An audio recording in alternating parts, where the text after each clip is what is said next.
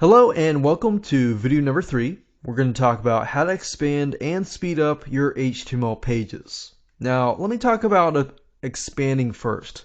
If you have a single HTML page and somebody lands on your site after they've done a Google search, if they click on the backspace button and they land back on the Google search, that's considered a bounce.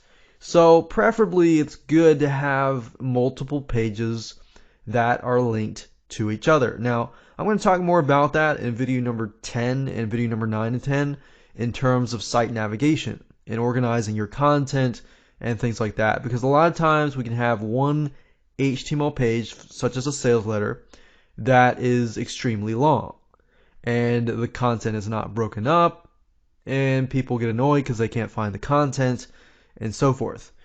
But I'll talk more about that later on, but for now I want to focus mainly on speeding up HTML pages. Now, there is no one-size-fits-all solution, and I want you to keep that in mind.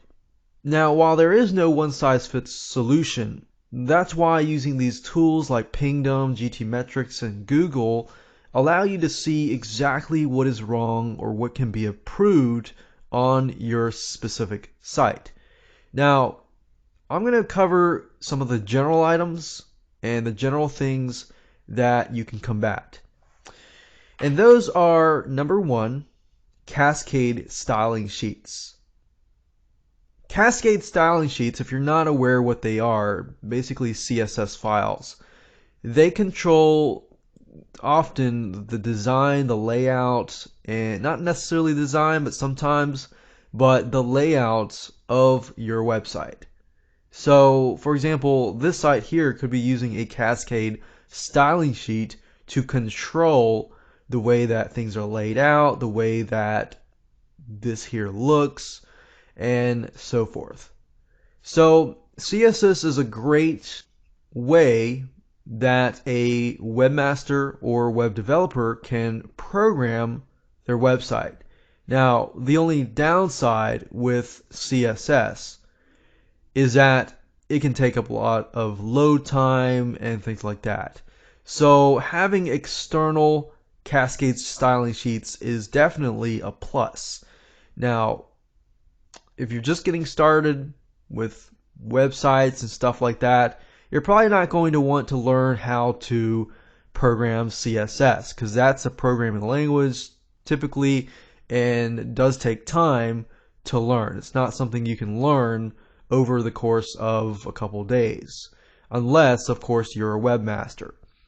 So with that in mind, what I'd suggest you do is you find somebody who can basically optimize your cascade styling sheets or tweak them so that they load faster. You can go anywhere you want. I'd recommend this particular person if you go on Fiverr.com and you do a search for J. Hernandez C, and you'll find that he offers a gig, which is $5 only. A gig is basically a project or service that is offered on Fiverr.com. Now, it's only $5, so it's not a lot of money, but this guy basically will go in, look at your website, he'll optimize your site with CSS sprites. You don't need to get all into the technical jargon, but basically it'll help you speed things up. And that brings us to images. A lot of times, if you think about it, HTML pages have these big, gigantic images that are placed on the page. Or let's say, for example, that you upload an image and the image just happens to be, let me show you for example, the image just so happens to be, let's say, 1000 by 1000 pixels. So that's the size of the image itself.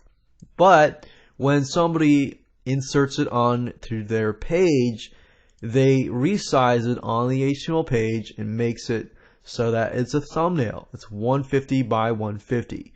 Now, even if you resize it within the HTML editor, the size of the file is the same. So let's take, for example, this file here, which is 200 kilobytes. Now, that might not seem like a lot, But you just got to keep in mind that the more images you have, the bigger the amount of files are going to have to be downloaded by your visitor. So being that you don't know what your visitor has in terms of, do they still have dial-up? Do they still have a really slow internet speed?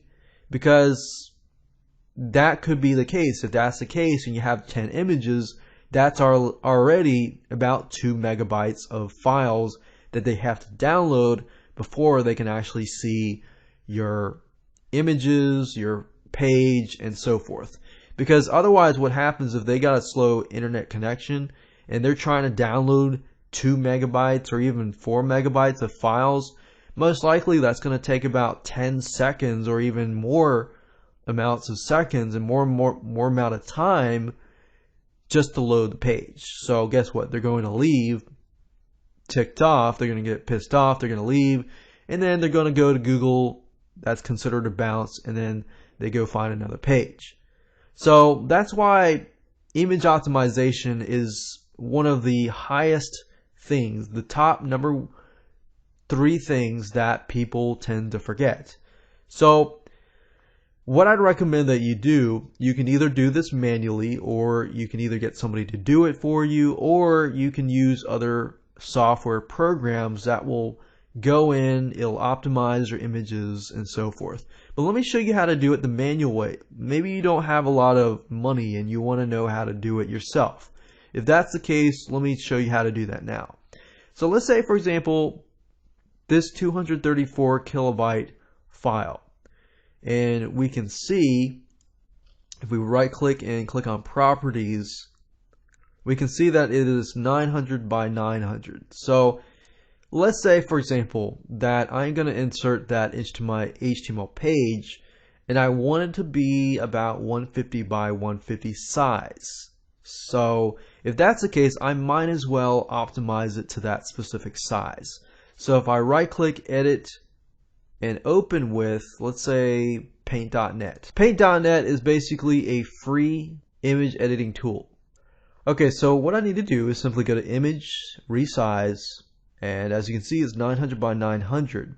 But if I change it to, let's say, 150, and it changes it to 150, the resolution, as we can see, is 72, and we can always decrease that. But if we click on best quality, you can also see the different other types of qualities here. But if we click on OK,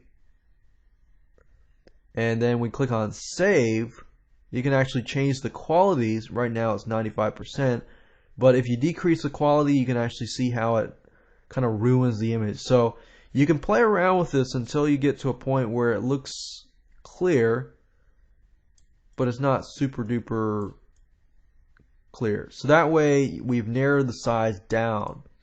And I click on save, go back over here, and you can see that I was able to decrease it from 234 kilobytes to about 4 kilobytes. That's a big difference just by doing this.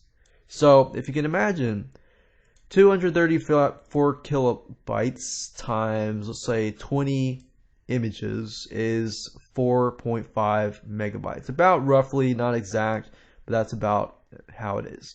Now I've narrowed it down to 4, and if I do that to all 20 images, guess what? It's only 80 kilobytes. That's like within less than 1 second, or even less, much less than a second. So as you can see, just optimizing your images can help load time. Now let me go and show you some free tools that you can use to kind of optimize your images. There is a site that Yahoo provides. It's called Smushit. If you go to smushit.com/whysmushit.it and you click on uploader, you can actually choose the images that you want to smush. So all I have to do is click choose file, find the image to smush it, and it'll basically optimize the image. There are other programs out there like imageoptimizer.net, and there's a paid service called kraken.io/web interface. But if you go to kraken.io, this is a service that allows you to optimize images really, really fast. Now, they offer a free version. It says optimized images are available for download for 2 hours. So you can go ahead and upload these, get these optimized, and so forth. Now, if you want a private account, you can do that. It says pro users can access their images at any time. So you can have your own account. You can upload the images, just simply drag and drop. So instead of doing it manually, I could simply drag and drop the 20 images here, have it optimized, and be done and be ready to go. So if your time is valuable to you and you want to save time and you do have money to spend, then this is an option that you can take. Now, another thing that we often run into is video. A lot of times when you're hosting your own video, depending on the Flash player, I can't say this for every single Flash player out there, but depending on the video player itself, sometimes the videos will begin to play and load as the person loads the page.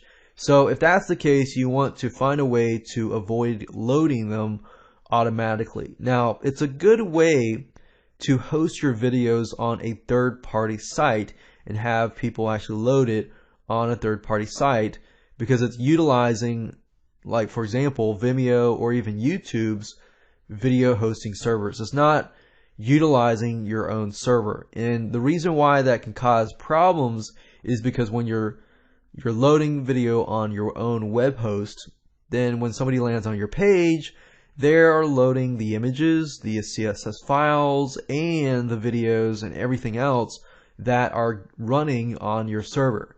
But if you're running them on a third-party server like Vimeo Pro, then you're utilizing super fast, high-end speed video.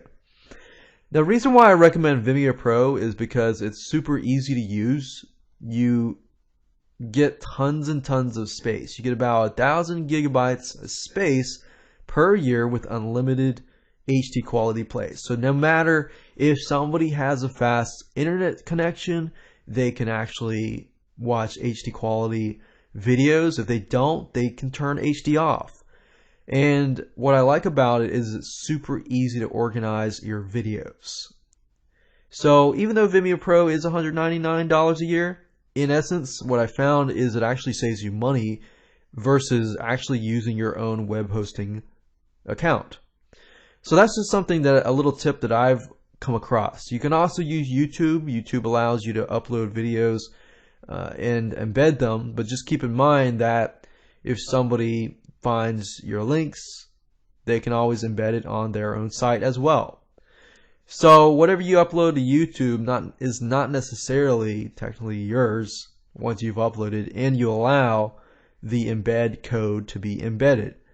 Because what that allows is you're basically giving people rights to embed that video on your own website. So just keep that in mind. With Vimeo Pro, it's a lot more private. You can specify where you want things to be posted and viewed, in specifics in terms of the videos playing on certain websites. So security wise is a lot better, and loading wise, I'd say Vimeo Pro and YouTube are great as well. But Vimeo Pro allows you to run videos no matter how long they are. So if you go beyond the 15-minute limit on YouTube, that's fine. You can do that on Vimeo. So those are three major things. There are many, many other things that you can look at. You can look at GT metrics, the pingdom, suggestions, and go from that point. But what I would recommend focusing on in terms of the basics is CSS files, get those optimized, images, get those optimized, even videos, get those videos optimized. And you can always outsource this stuff by going to Fiverr, getting access to this particular person for CSS, or anyone else on Fiverr for that matter. Now let's talk about WordPress and how to speed it up in the next video.